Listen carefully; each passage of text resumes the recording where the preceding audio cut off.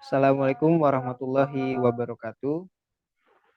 Kami dari kelompok satu akan menyampaikan materi mengenai filsafat Islam. Beranggotakan saya Johan Ridwan Syarif Rahmatullah, kemudian Karisma Rizkika, kemudian Muhammad Rizky Febrian, dan Norma Desvia Rahman.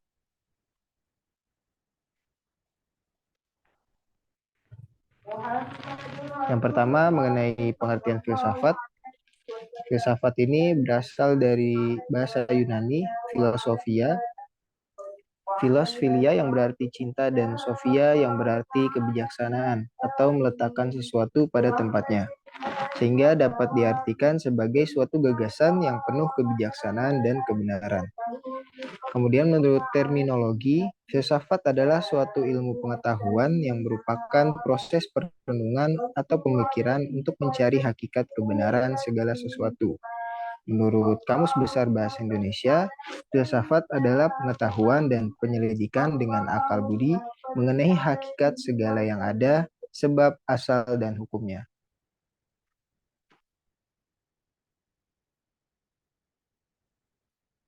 Kemudian beberapa pengertian filsafat menurut para ahli. Menurut Aristoteles, berpendapat bahwa filsafat adalah ilmu pengetahuan yang meliputi kebenaran yang terkandung di dalamnya ilmu-ilmu metafisika, logika, retorika, etika, ekonomi, politik, dan estetika. Kemudian menurut Socrates menyebutkan bahwa filsafat adalah ilmu yang berupaya untuk memahami hakikat alam dan realitas ada dengan mengandalkan akal budi. Menurut Al-Farabi, filsafat adalah ilmu mengenai yang ada, yang tidak bertentangan dengan agama, bahkan sama-sama bertujuan mencari kebenaran. Kemudian menurut René Descartes, menjelaskan bahwa filsafat adalah ilmu pengetahuan tentang hakikat bagaimana alam mewujud yang sebenarnya. Kemudian menurut Immanuel Kant, filsafat adalah kumpulan segala pengetahuan tentang Tuhan, alam, dan segala pengetahuan yang di dalamnya tercakup masalah epistemologi atau teori pengetahuan yang menjawab persoalan apa yang dapat diketahui. Berikutnya. Kemudian objek filsafat. Yang pertama objek material, yaitu hal atau bahan yang diselidiki atau hal yang dijadikan sasaran penyelidikan, atau segala sesuatu yang ada. Objek yang dikaji adalah sesuatu yang dapat dirasionalkan yang bersifat empiris dan ilmiah. Sesuatu yang dianggap ada bukan hanya yang hanya dirasakan indera saja, tapi ada beberapa hal yang tidak bisa dirasakan langsung oleh indera, misalkan sejarah. Sesuatu yang ada kemudian disebut sebagai berikut. Yang A, thinkable, hal rasional yang berdasarkan pada indrawi dalam artian selama panca indera bisa mengenali atau merasakan hal tersebut, maka itulah hakikat ada dalam objek material. Yang kedua, unthinkable, sesuatu yang tidak terpikirkan oleh kita, namun bisa jadi sedang atau telah difikirkan oleh orang lain. Hal tersebut juga merupakan hakikat ada yang bisa menjadi objek kajian dalam filsafat. Bagian dari objek material karena hal yang difikirkan oleh orang lain bisa diteliti oleh kita. Contohnya, mahasiswa belum memikirkan tentang bagaimana ia akan bekerja, tetapi orang lain sudah atau telah memikirkan bagaimana nanti ia akan bekerja.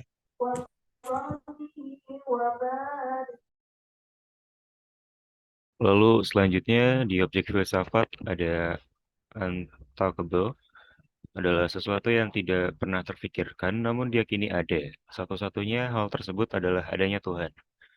Tuhan diyakini ada, namun pemikiran kita tidak akan sampai pada esensi pertanyaan-pertanyaan tentang adanya Tuhan. Pada akhirnya, apapun tentang Tuhan tidak bisa terpikirkan oleh akal. Selanjutnya adalah objek formal. Objek formal adalah metode untuk memahami objek material tersebut. Hal yang dijadikan dalam objek formal merupakan objek material yang dikaji secara khusus. Contoh, penelitian tentang pohon kelapa, khususnya fungsi air kelapa. Pohon kelapa merupakan objek material, sedangkan air kelapa merupakan objek formalnya. Cara pemahamannya ada dua, yaitu yang pertama spesifikasi. yaitu hal yang menjadi fokus kajian bukan sesuatu yang umum, melainkan sesuatu yang khusus. Lalu perspektif, yaitu objek dikaji dengan sudut pandang tertentu. Filsafat Islam merupakan suatu kajian yang berorientasi pada Al-Quran untuk mencari jawaban dan menafsirkan masalah-masalah yang ada berdasarkan wahyu Allah. Filsafat Islam juga bisa diartikan dengan perkembangan pemikiran umat Islam dalam masalah ketuhanan, kenabian, manusia, dan alam semesta yang disinari ajaran Islam. Adapun definisinya secara khusus seperti apa yang dikemukakan oleh penulis Islam sebagai berikut. Yang pertama ada menurut Ibrahim Matkur. Filsafat Islam menurut Ibrahim Matkur adalah pemikiran yang lahir dalam dunia Islam untuk menjawab tantangan zaman yang meliputi Allah dan alam semesta, wahyu dan akal, agama dan filsafat.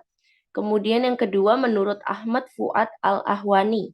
Filsafat Islam menurut Ahmad Fuad Al-Ahwani adalah pembebasan tentang alam dan manusia yang disinari oleh ajaran Islam. Selanjutnya adalah dorongan Al-Quran terhadap akal dan pemikiran filsafat. Al-Quran di antara isinya mendorong umat Islam supaya banyak berpikir. Hal tersebut juga memiliki hubungan bahwa Al-Quran merupakan pendorong utama lahirnya pemikiran filsafat dalam Islam. Dalam Al-Quran terdapat banyak ayat yang mendorong pemeluknya agar banyak berpikir, yaitu yang pertama dari surat Al-Imran ayat 18, yaitu ada penggalan dari kata ulu al-absyar, artinya orang yang mempunyai pandangan. Lalu yang kedua dari surat An-Nur ayat 44, penggalannya yaitu ulu al-nuha, artinya orang yang bijaksana. Dan juga kata ayat sendiri erat hubungannya dengan berbuatan berpikir, yang artinya aslinya adalah tanda.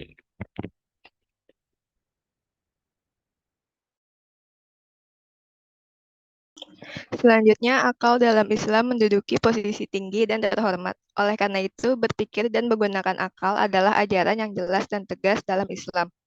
Dorongan terhadap akal dan pemikiran filsafat juga datang dari hadis sebagai sumber kedua dari ajaran Islam. Berikut hadis yang menjelaskan tingginya kedudukan akal. Demi kekuasaan dan keagunganku, tidaklah kuciptakan manusia lebih mulia dari engkau akal. Karena engkaulah aku mengambil dan memberi. Dan karena engkaulah aku menurunkan pahala dan menjauhkan siksa.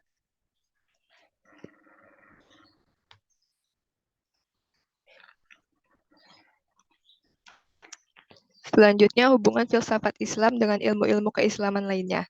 Yang pertama, filsafat Islam dan ilmu kalam. Ilmu kalam merupakan ilmu keislaman yang timbul dan diskusi dari diskusi umat Islam dalam merumuskan akidah Islam dengan menggunakan dalil akal dan filsafat. Kedua, filsafat Islam dan tasawuf. Menurut Al-Iraqi, tasawuf dalam Islam, baik yang Sunni maupun yang falsafi, termasuk dalam ruang lingkup filsafat Islam secara umum. Menurutnya hal ini disebabkan kaum Sufi mempergunakan logika dalam mempelajari al-hulul wahdal, al-wujud, al-baqa, dan al-fana. Yang ketiga, filsafat Islam dan usul fikih. Sebagaimana ilmu kalam dan ilmu tasawuf, ilmu usul fikih ini juga mempunyai hubungan yang erat dengan falsafah Islam. Hal ini dapat dilihat dari segi pembahasan ilmu ini hampir sama dengan pembahasan yang terdapat dalam ilmu kalam. Yang keempat, filsafat Islam dan sains. Filsafat merupakan satu ilmu yang mencakup seluruh lapangan ilmu pengetahuan. Kenyataan ini dapat dilihat dalam temuan-temuan yang dihasilkan para filsuf Islam, seperti Ibnu Sina yang dikenal dengan ilmu kedokterannya. Dengan demikian dapat disimpulkan bahwa setiap filsuf adalah ilmuwan, karena filsafat berdiri atas dasar ilmu pasti dan ilmu alam.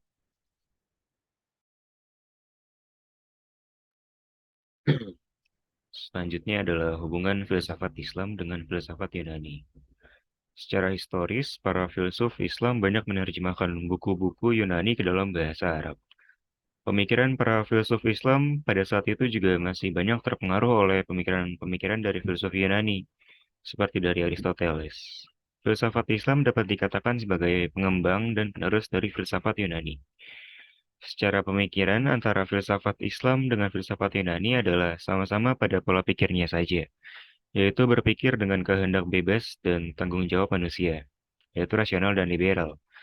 Namun pada penerapannya, filsafat Islam lebih menggunakan pola pikir tersebut untuk membantu menjelaskan tafsir dan tujuan dalam melihat agama Islam lewat Al-Quran dan juga hadis.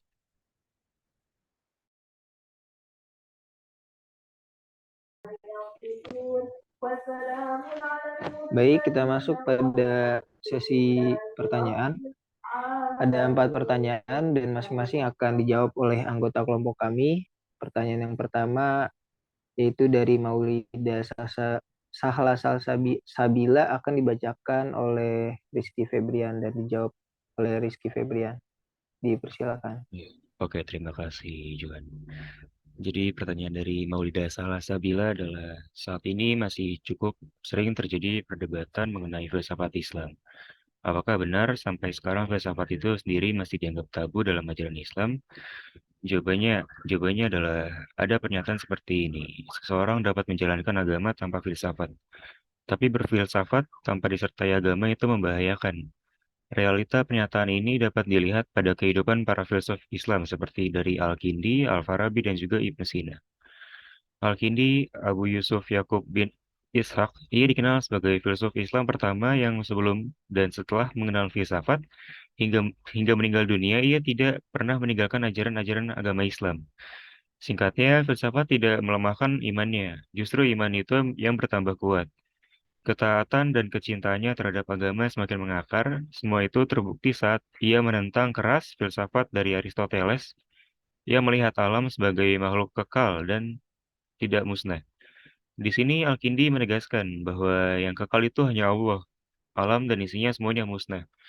Dan kemudian jika filsafat itu diartikan sebagai kegiatan berpikir, maka tidak hanya orang-orang Yunani saja yang dapat berfilsafat, tetapi semua orang pun bisa.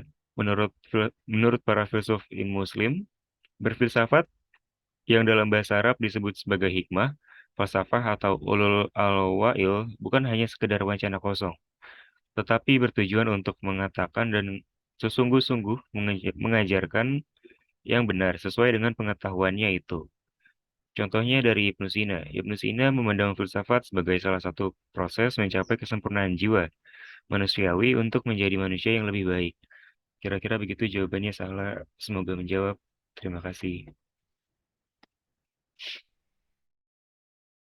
Baik, terima kasih Rizky. Kemudian ada pertanyaan dari Salma Nur Alifa yang akan dibacakan dan dijawab oleh Karisma. Pada Karisma dipersilakan. Ya, adapun pertanyaan yang disampaikan oleh Salman Nur Alifa Meida Hartanto, itu pertanyaannya, dari fakta di kehidupan sehari-hari, sebagian masyarakat memiliki stigma negatif terhadap ilmu filsafat. Contohnya seperti membuat orang tidak percaya dengan Tuhan, kemudian membuat pola pikir orang yang mempelajari filsafat dianggap aneh atau berbeda dari kebanyakan orang. Bagaimana tanggapan dari kelompok satu mengenai hal tersebut? Oke, jadi jawabannya, sebagian masyarakat mengira bahwa filsafat akan membuat seseorang tidak percaya kepada Tuhan. Pandangan seperti ini sangat merusak citra filsafat itu sendiri yang bertujuan untuk menciptakan pribadi yang kritis. Memang ada orang yang tidak percaya Tuhan setelah mempelajari filsafat, tapi itu bukanlah kesalahan dari filsafat, melainkan dari cara orang tersebut saat berfilsafat. Dalam cara berfilsafat itu, biasanya seseorang menghancurkan pola pikir lamanya, kemudian mencari tahu hakikat dari sesuatu, baru merekonstruksi pola pikir baru, dan yang membuat seseorang itu jadi nggak percaya dengan Tuhan ialah ketika dia tidak menyelesaikan tahap pencarian hakikat, tetapi ia malah langsung masuk ke tahap rekonstruksi pemikiran. Kemudian orang yang telah belajar filsafat itu seringkali dicap nyeleneh dalam berpikir. Kadang pola pikirnya berbeda dengan masyarakat kebanyakan, dan hal ini yang membuat stigma itu melekat pada filsafat. Sebenarnya mereka itu bukan nyeleneh, tapi pemikirannya lebih out of the box. Justru dengan gaya berpikir yang unik, masyarakat harusnya mengerti bahwa ia mungkin memiliki sudut pandang lain dalam menilai sesuatu, yang mungkin dia telah mengenali sesuatu itu sampai ke dasar dan mengetahui hakikatnya. Oleh karena itu, yang perlu dilakukan masyarakat ialah memberikan ruang baginya dan bersikap toleran, bukannya malah memberikan stempel negatif. Begitu jawabannya, semoga membantu. Baik, terima kasih Karisma. Selanjutnya adalah pertanyaan dari Nurul Lutfia yang akan dibacakan dan dijawab oleh rekan Norma. Pada Norma dipersilakan. Pemikiran filosofis. Bahkan ia cenderung mengikut hulu. Seperti memahami dan menafsirkan ayat-ayat Al-Quran yang berkenaan dengan hukum diperlukan ijtihad. Ijtihad adalah sebuah usaha untuk mengeluarkan ketentuan hukum dengan mempergunakan akal pikiran sebagai landasan dasar berpegang pada ijtihad ialah hadis Nabi Muhammad Shallallahu Alaihi Wasallam. Baik, terima kasih kepada Norma. Selanjutnya saya akan membacakan pertanyaan dari Robi Muarifa. Pertanyaannya yaitu pada slide kelima mengenai objek filsafat. Saya ingin menyoroti kalimat pada akhirnya apapun tentang Tuhan tidak bisa terpikirkan oleh akal. Nah, pada uraian C. Untouchable, karakteristik filsafat itu kan salah satunya untuk mencari hakikat kebenaran.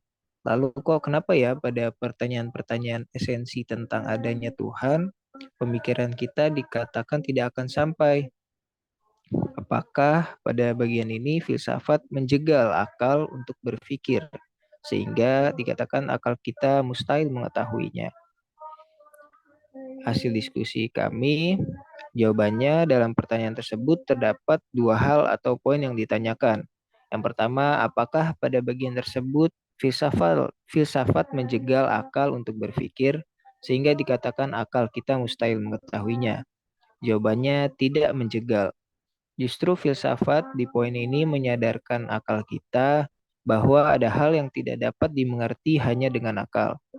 Hakikat kebenaran pada poin untouchable ini khususnya mengenai Tuhan, didefinisikan sebagai sesuatu yang tidak pernah terpikirkan tetapi diyakini ada. Dalam konteks tersebut sudah jelas, filsafat mengakui adanya Tuhan. Maksud tidak pernah terpikirkan pada poin tersebut bukanlah tidak pernah terpikirkan adanya Tuhan, tetapi tidak pernah terpikirkan hal-hal Tuhan itu seperti apa. Di poin inilah kita sebagai muslimin yang akan mempelajari filsafat Islam akan mendalami tentang esensi atau pertanyaan-pertanyaan tentang Tuhan. Karena akal saja tidak cukup, imanlah yang akan mencukupkan. Jawaban dari poin kedua pada pertanyaan tersebut yaitu lalu sampai di mana akal kita ini sebenarnya memiliki kebebasan dalam berfilsafat. Review pada poin pertama tadi saya rasa dapat kami simpulkan bahwa hal-hal yang tidak pernah terpikirkan tersebut tetapi diyakini ada merupakan titik sampai mana akal kita memiliki kebebasan dalam berfilsafat. Baik, sekian presentasi materi dan sesi tanya jawab yang kami sampaikan. Kurang lebihnya mohon maaf. Billahi taufik wal hidayah. Wassalamualaikum warahmatullahi wabarakatuh.